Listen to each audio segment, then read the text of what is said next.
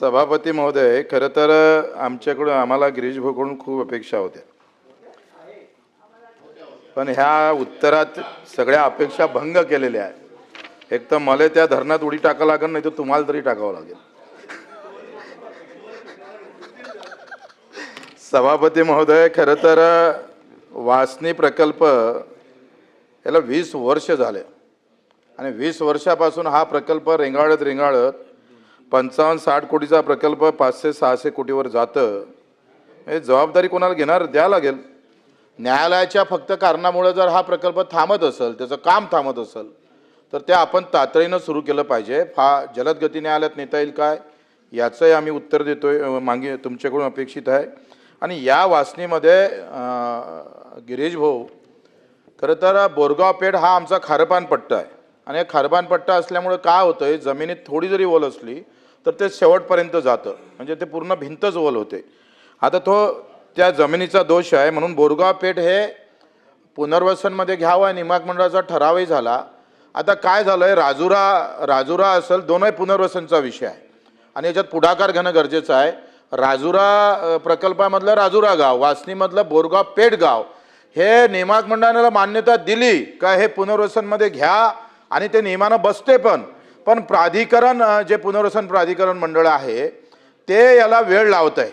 आणि मग तुमच्या माध्यमातून हा काय झाला, आता राजुराचा प्रकल्प किती एकदम 15, 20, 30, 40 कोटीचा प्रकल्प तो चालला आता 100-150 कोटीवर, आणि हे सगळे पुनर्वसन होत नाही म्हणून याला विरोध गावकरी करत आहे. प्रकल्पाचं पैसे असून निधी थांबत आहे.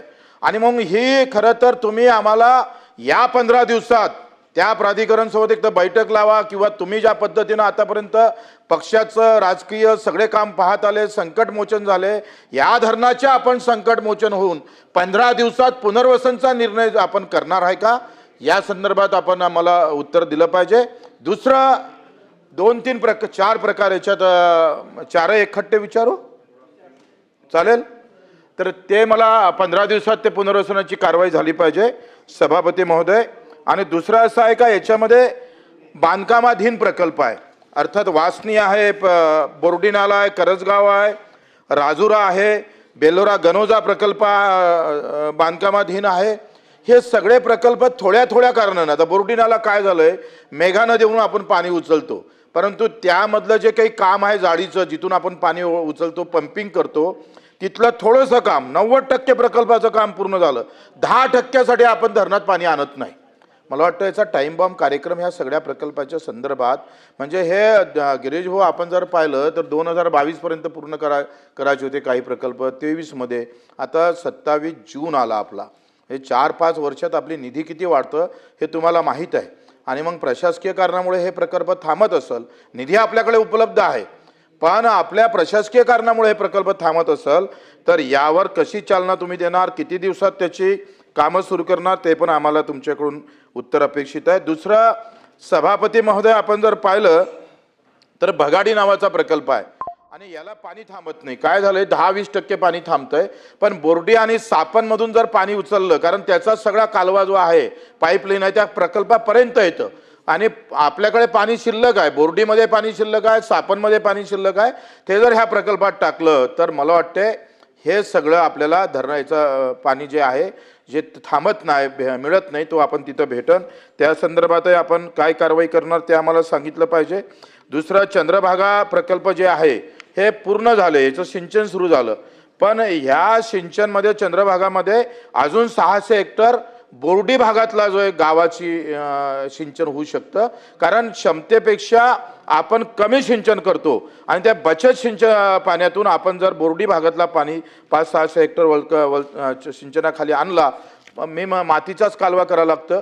अतिशय मला वाटते जास्तीत जास्त 5-10 कोटीचं कामाच्या वरते काम नाही आहे, पण 10 कोटीमध्ये 600 हेक्टर वलताखाली होऊ शकतं, त्याबाबत आपण निर्णय घेतला पाहिजे. दुसरा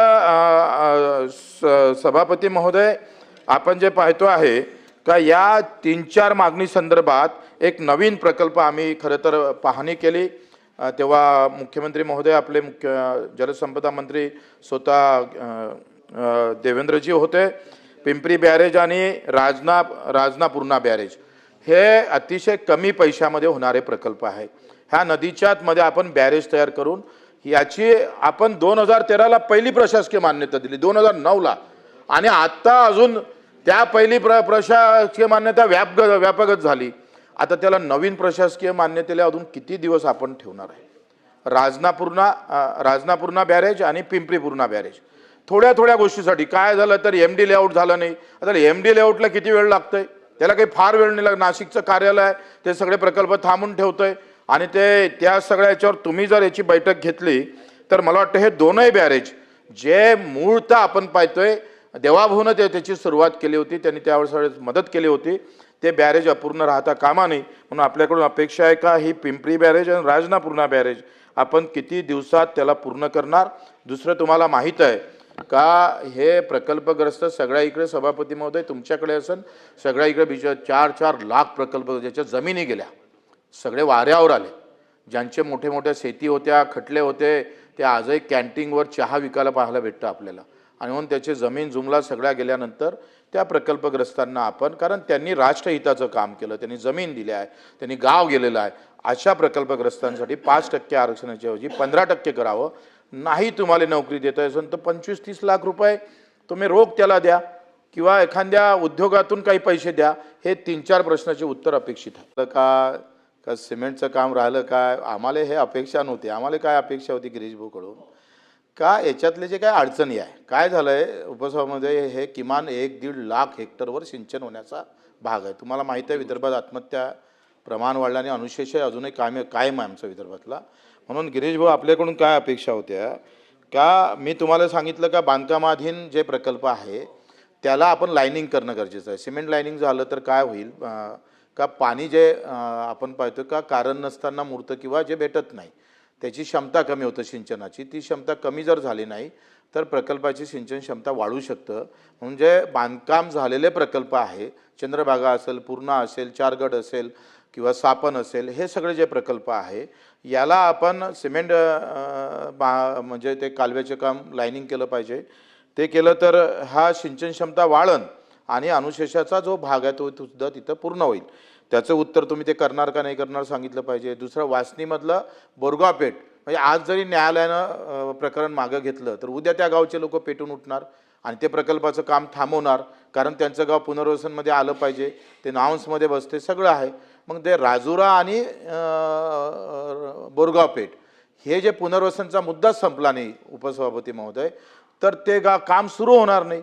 म्हणजे तुम्ही पुढाकार हा घेतला पाहिजे का आता कसं आहे नियामक मंडळानं पास केलं त्याच्यानं आता जलसंपदाचा विषय संपला आहे. तसा पाहिला तर फक्त पुनर्वसन प्राधिकरणला तुम्ही जर उद्या परवा सांगितलं किंवा सोमवारी त्यांना सांगितलं का याची मंजुरात द्या, कारण 2-3 वर्ष जर प्रकल्प थांबला तर 10-20 कोटी त्याची किंमत वाढते. आता राजुऱ्याचं पुनर्वसन 42 कोटीत होते आणि तो जर प्रकल्प थांबला तर खर्च 100 कोटी होईल, जास्त करावं लागेल. मग ही तुमचं दायित्व आहे ना, तुम्ही याची भूमिका घेतल्या पाहिजे. गिरीश भाऊ तुमच्याकडून अपेक्षा आहे का हे दोनही पुनर्वसन गाव आपण आम्हाला सांगितलं पाहिजे का ठीक आहे फाईल मुख्यमंत्री महोदयाच्या टेबलवर असेल, मी उद्या परवा काय असेल त्याला मंजुरात देतो, कारण सगळं झालेलं आहे, फक्त प्रोसेस बाकी आहे. ते प्रोसेस तुमच्या खात्याकडून व्हावं एवढी अपेक्षा आहे, दुसरं काय. मंत्री महोदय यायला पाहिजे की पहिला पुनर्वसन आणि मग प्रकल्प. आणि काय होतो अनेक वेळा प्रकल्पाच्या कॉस्टमध्ये तुम्ही पुनर्वसनाचा कॉस्टच पकडत नाही आणि मोठ्या प्रमाणावरती काय होतंय केवळ हे वंचित राहिली लोक हे निगेटिव्ह इन्कम्पन्सी तयार होते की बा आमचं पुनर्वसन होत नाही आणि सुरुवातीलाच लोकांचा विरोध होतो. म्हणून असातलं काहीतरी धोरण करावं.